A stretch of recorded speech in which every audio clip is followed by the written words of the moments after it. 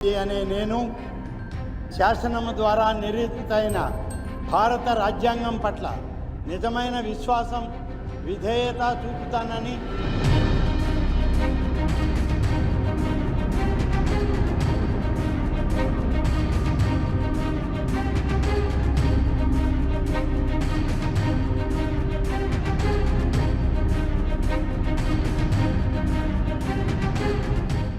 ఆనం రామనారాయణ రెడ్డి ఉమ్మడి ఆంధ్రప్రదేశ్ రాష్ట్ర మంత్రివర్గంలో అనేక మంత్రి పదవులు నిర్వహించారు.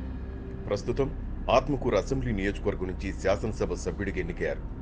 ఆంధ్ర యూనివర్సిటీ నుంచి బీకామ్ బిఎల్ పట్టాలను పొందిన ఆనం 1983లో ప్రత్యక్ష రాజకీయాల్లో అడుగుపెట్టారు. 1983లో తెలుగుదేశం పార్టీ అభ్యర్థిగా నెల్లూరు అసెంబ్లీ నియోజకవర్గం నుంచి ఆంధ్రప్రదేశ్ శాసనసభకు తొలిసారిగా ఎన్నికయ్యారు. 1985లో జరిగిన మధ్యంతర ఎన్నికల్లో నెల్లూరు జిల్లాలోని రాపూర్ నియోజకవర్గం నుంచి ఎమ్మెల్యేగా ఎన్నికయ్యారు.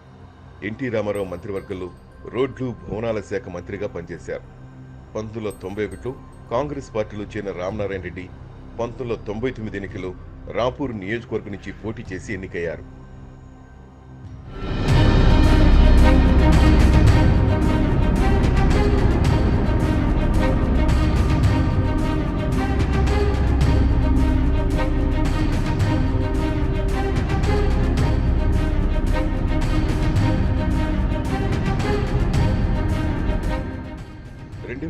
లో తిరిగి రాపూర్ నియోజకవర్గం నుంచి పోటీ చేసి ఎన్నికైన ఆనం 2007లో వైఎస్ రాజశేఖర రెడ్డి మంత్రివర్గంలో 2009 వరకు రాష్ట్ర సమాచార మరియు పౌర సంబంధాల శాఖ మంత్రిగా బాధ్యతలు నిర్వహించారు. ఇక 2009లో ఆత్మకూరు నియోజకవర్గం నుంచి గెలుపొందిన ఆనం 2012 వరకు కొనసాగిన వైఎస్ రాజశేఖర రెడ్డి మంత్రివర్గంలో మున్సిపల్ అడ్మినిస్ట్రేషన్ మరియు అర్బన్ డెవలప్మెంట్ మంత్రిగా పనిచేశారు. ఇక 2012లో కిరణ్ కుమార్ రెడ్డి మంత్రివర్గంలో రాష్ట్ర ఆర్థిక ప్రణాళిక శాఖ మంత్రిగా పనిచేశారు. ఆ సమయంలో ఆత్మకూరు నియోజకవర్గ అభివృద్ధిలో తనదైన ముద్ర వేశారు.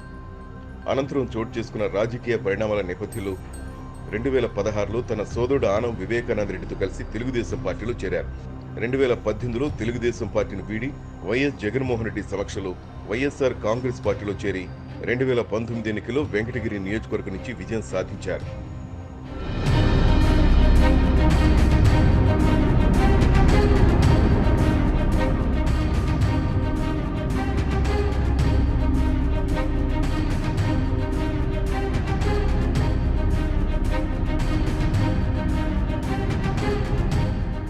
అప్పటి ముఖ్యమంత్రి జగన్ పోకళ్ల మీద నెల్లూరు జిల్లాలో మొదటిసారిగా అసహనం వ్యక్తం చేసి 2023లో వైసీపీలో అసమ్మతి నేతగా గుర్తింపు పొందారు. 3 దశాబ్దాల తర్వాత 2024 ఎన్నికల్లో ఆత్మకూరు నియోజకవర్గం నుంచి తెలుగుదేశం పార్టీ అభ్యర్థిగా పోటీ చేసి ఘన విజయం సాధించారు. కొత్తగా ఏర్పాటైన చంద్రబాబు కేబినెట్లో మంత్రిగా మరోసారి ఆనం ప్రమాణ స్వీకారం చేశారు. ఆనం రామనారాయణ రెడ్డి అనే నేను శాసనము ద్వారా నిర్మితమైన భారత రాజ్యాంగం పట్ల నిజమైన విశ్వాసం విధేయత చూపుతానని